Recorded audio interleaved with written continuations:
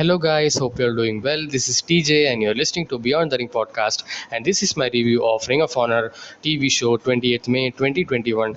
And this show was a short show, I would say, uh, very short show, two match show, this was a very good hour of wrestling, I would say.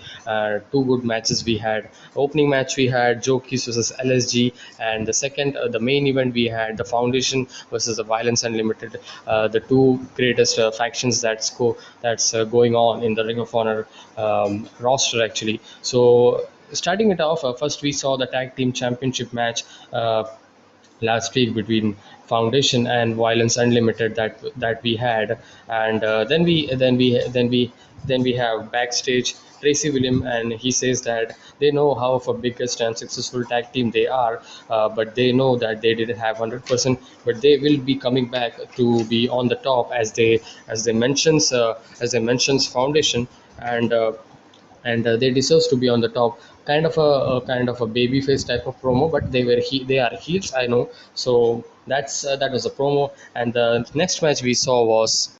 So next we get to the first match, which was Joe Keys versus LSG. And if you remember, 2 weeks before, Joe Keys and LSG won they were the two last man standing in that over the top battle royal that we had. So they were the two last men, and they had that stipulation that whoever wins, the two of the last guys would be going at for a singles match, and the winner of that would be either be choosing at the TV championship ranking table, or the pure division ranking. So that this was the match and the story here. And this match was very good, I would say. This match was good. We have Joe Keys, who is more experienced, and because he started actually pro wrestling in 2011, whereas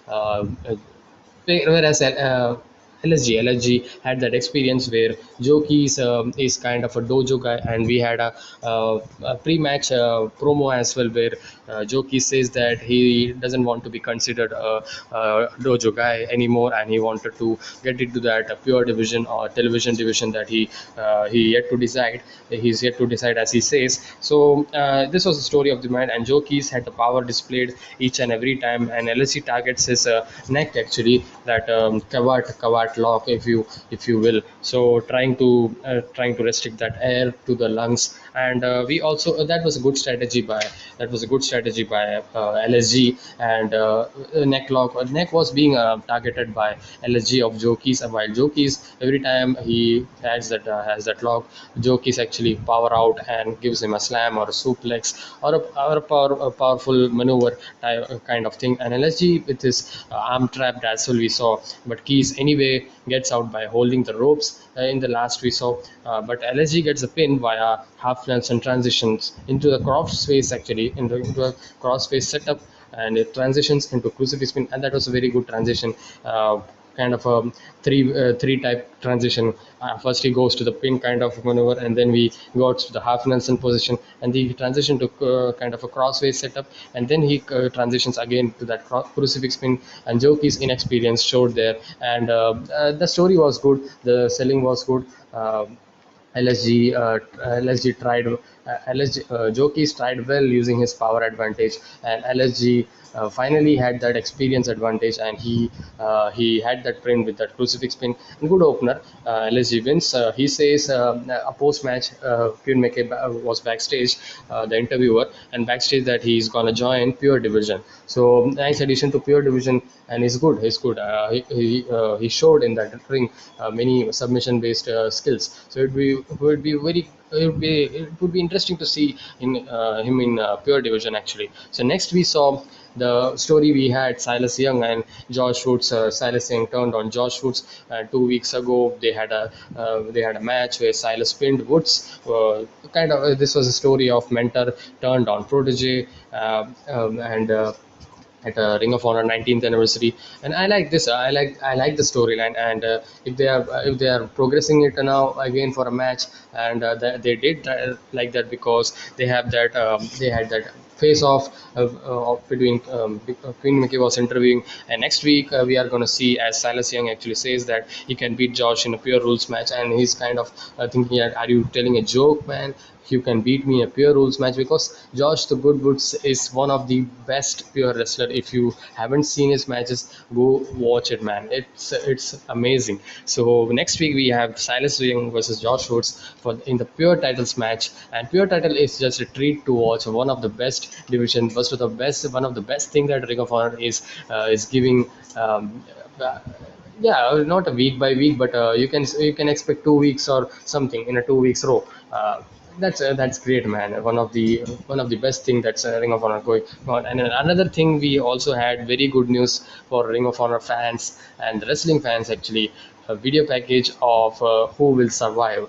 Yes, you guessed it right. Ring of Honor Survival of the Fittest begins from next week. One of the greatest tournament that Ring of Honor has. So that's beginning from next week. So excited for that. And next week, then we saw Violence Unlimited and the Foundation promo, and they had their own promo.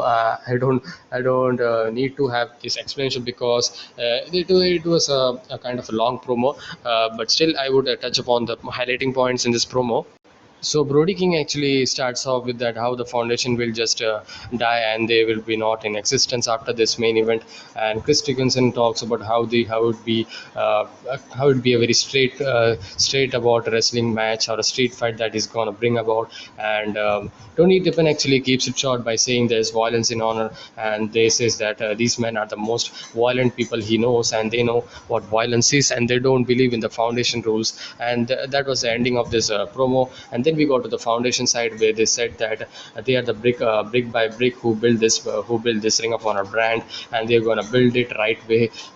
That's a kind of a babyface kind of promo, and it was good to see. And they say that Chris Dickinson, he doesn't know much about him, but Homicide was the biggest bully in town, and then he was breaking in.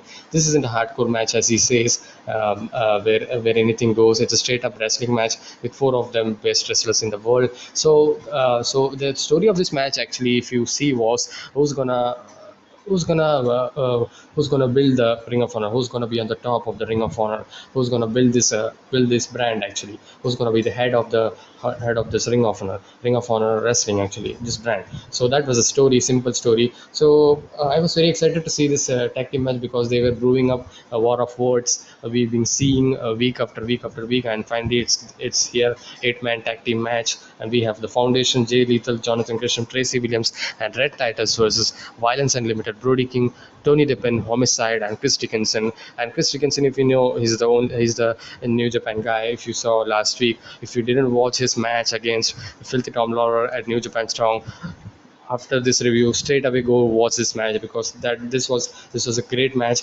I know that you kind of overlook this match because of the weekend that we had, Double or Nothing SmackDown, new weekend, a new change of schedule actually for wrestling. So if you did miss, please go watch this match, because this match was very good.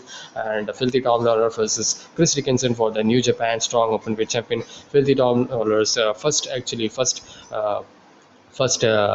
challenge made by first actually defense actually on for the championship. So we get into the match. Then the match was Violence Unlimited has that advantage because they had that big guy Brody King, where Foundation had that wrestling skills that they know. They had Jay Lethal, who's quick as a cat, and Jonathan Gresham is quicker than what I'm gonna say. I don't have words. Such he's so quick, just a blink of an eye. He can move you from one place to another place. That's fast. And Red Titus' performance was very great in this match, and I was impressed to see his performance. And going to this match, Brody King's power advantage was controlled the Foundation at one point, and Red Titus had a great hot tag, cleaning all the Violence Unlimited. And we saw Homicide and Lethal have their finisher teasers, and then Brody actually tries to get gets that two super kick by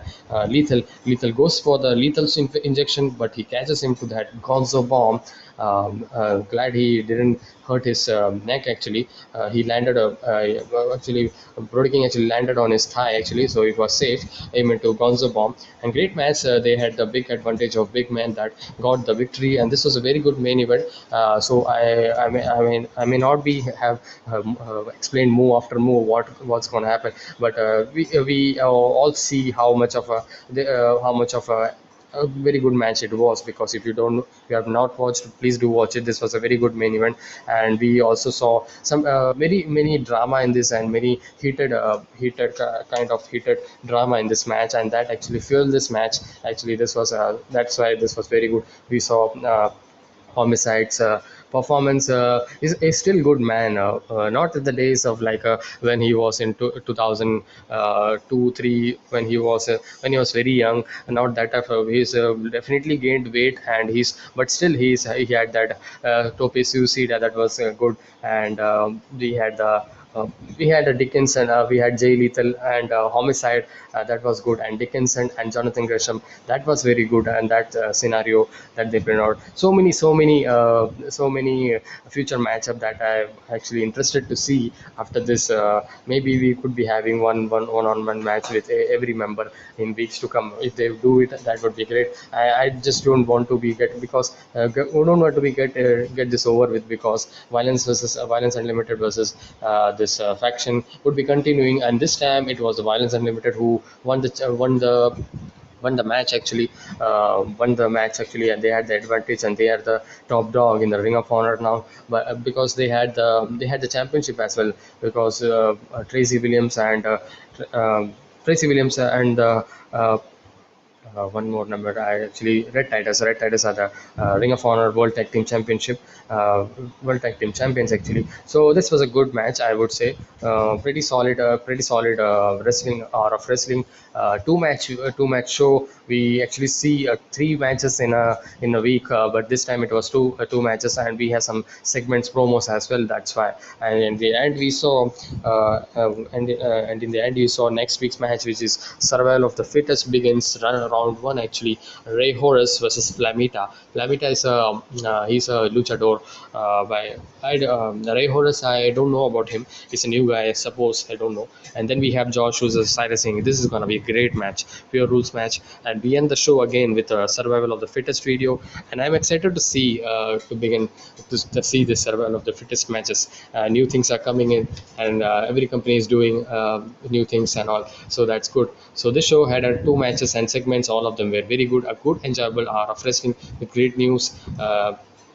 Survival of the Fittest is beginning next week, a very good show. So that's it. This was a very short show that you can watch through, 50-minute show if you want to be precise. So that's it. Be sure to like, share, subscribe, do all that good stuff. I'll be coming up with NWA When Our Shadows fall pay-per-view predictions right away in some hours, in 1 hour or something. I would try about that. So please do subscribe, like, share, and I'll see you guys in the next one. Until then, be safe, stay energetic, peace.